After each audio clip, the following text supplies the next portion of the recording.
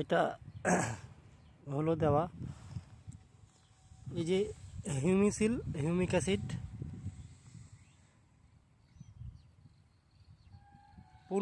15 litre জলে 30 ml দেবেন আপনারা। মোমেন্টো এনার্জিও খুব জোর 20 থেকে 25 ml দিবেন। সাদামাছির যদি আক্রমণ বেশি থাকে তো 30 ml দিতে পারেন, তার বেশি দেওয়া না দেওয়া উচিত।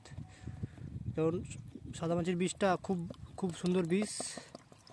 তো হলো